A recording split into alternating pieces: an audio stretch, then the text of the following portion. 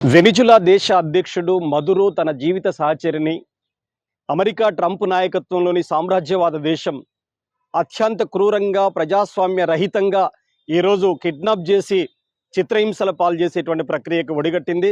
ఇది చాలా దుర్మార్గమైంది. ప్రపంచ ఆధిపత్యాన్ని ఈరోజు పెత్తనం చెలాయించాలనేటువంటి సామ్రాజ్యవాద కుతంత్రంలో ఇది ఒక అంతర్భాగంగా ఉంది. గతంలో సద్దాం హుస్సేన్ని ఉరితీసి చంపినట్టుగానే ఈరోజు మదురోను కూడా ఆ రకమైనటువంటి క్రూరత్వానికి ఒడిగట్టాలని అమెరికా ప్రయత్నం చేస్తుంది. అసలు అమెరికా ఎందుకు ఈరోజు మదురో కానీ తన జీవిత సహచరిని కానీ కిడ్నాప్ చేసేటువంటి ప్రక్రియకు ఒడిగట్టిందంటే చాలా కీలకమైనటువంటి అంశం మనం అర్థం చేసుకోవచ్చు.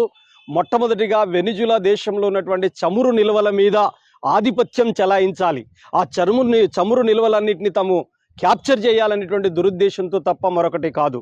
ఇప్పటికే అమెరికా ఆ వెనిజులాలో ఉన్నటువంటి కార్కాస్ రాజధాని నగరమైనటువంటి దానిని కానీ అనేక పట్టణాలని నగరాల మీద బాంబు బ్లాస్ట్ చేసినటువంటి పరిస్థితి ఉంది.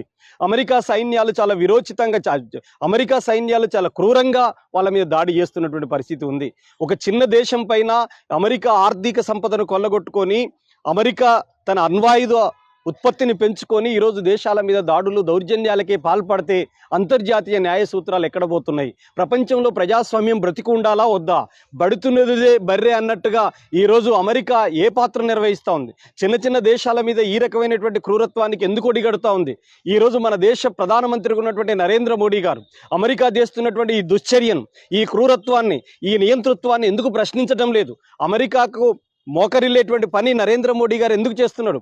రేపు ఇవాళ వెనిజులా అయింది, రేపు మన దేశం మీద కూడా అదే దాడి చేయొచ్చు. ఈ పాత్ర మదురోకు పట్టిన గతి నరేంద్ర మోడీకే పట్టుంటే ఏ పాత్ర నిర్వహించేవి అటువంటి వాళ్ళం? అందుకని న్యాయం వైపున నరేంద్ర మోడీ నిలబడతాడా, అమెరికాకు అంటగాగుతాడా నరేంద్ర మోడీ గారు తేల్చుకోవాలని చెప్పేసి నేను కోరుతున్నాను. ఈరోజు అమెరికా పెద్దన్న పాత్ర నిర్వహిస్తుందని చెప్పి చాలా సందర్భాల్లో చెబుతున్నారు. అమెరికా పెద్దన్న పాత్ర నిర్వహించడం అంటే ఏమిటి? వెనుకబడిన దేశాలకు ఆర్థికంగా చేయూతనించి ఆ దేశాల అభివృద్ధికి తోడ్పడాలి, అది పెద్దన్న పాత్ర అంటే. కానీ వెనుకబడినటువంటి దేశాల మీద తమ ఆర్థిక సంపదను కొల్లగొట్టుకోవడానికి వాళ్ళ మీద దౌర్జన్యాలు చేయటం, వాళ్ళ మీద ఆధిపత్యం చెలాయించటం, అక్కడ ఉన్నటువంటి ఖనిజ నిక్షేపాలు ఏవైతున్నాయో వాటన్నిటిని కొల్లగొట్టేటువంటి కుట్రలు కుతంత్రాలు చేయటం, ఈ రకంగా ఒక దేశ అధ్యక్షుడే వాళ్ళ జీవిత సహచరినితో పాటు ఇద్దరిని కిడ్నాప్ చేయటం, ఇది అమెరికా పెద్దన్న పాత్ర కాదు. అమెరికా యొక్క ఆధిపత్యం, సామ్రాజ్యవాదం యొక్క క్రూరత్వం, ఇది నియంతృత్వం, ఇది ప్రజాస్వామ్య రహితమైంది, ఇది అంతర్జాతీయ న్యాయ సూత్రాలను ఉల్లంఘించేటువంటి చర్యగా మేము భావిస్తున్నాం. తక్షణమే మన దేశంలో ఉన్నటువంటి నరేంద్ర మోడీ గారు మన దేశ ప్రధానమంత్రిగా ఉన్నాడు కాబట్టి తక్షణమే మన దేశం ముక్త కంఠంతో ఖండిస్తుందనేటువంటి సంకేతాన్ని పంపకపోతే రేపటి కాడ మన దేశం పైన కూడా అమెరికా దాడి చేయదనేటువంటి గ్యారంటీ లేదు.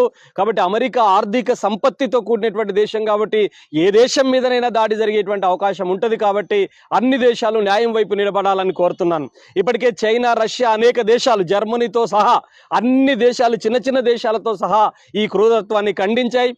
బేరు షరతుగా విడుదల చేయాలని చెప్పేసి డిమాండ్ చేస్తున్నాయి. ప్రత్యేకించి అమెరికా నగరం, ఏ ట్రంప్ అయితే ఆ దేశానికి అధ్యక్షుడు ఉన్నాడో ఆ ట్రంప్ ప్రాతినిధ్యం వహిస్తున్నటువంటి అమెరికా నగర నడిబొడ్డున న్యూయార్క్ నగరంలో పెద్ద సంఖ్యలో యువతరం రోడ్ల మీదకి వచ్చి నిరసన ప్రదర్శనలు చేస్తున్నారంటే ఇప్పటికైనా ట్రంప్ తన యొక్క ఆధిపత్యం నుంచి వెనక్కి తగ్గాలి, సిగ్గు తెచ్చుకొని ఇప్పటికైనా లేని ఒక దేశం పైన ఆధిపత్యం చెలాయించాలనేటువంటి క్రూరత్వం నుంచి వెనక్కి తగ్గాలని బేషరతుగా మదురో తన జీవిత సహచరిని విడుదల చేయాలని చెప్పి నేను డిమాండ్ చేస్తున్నాను.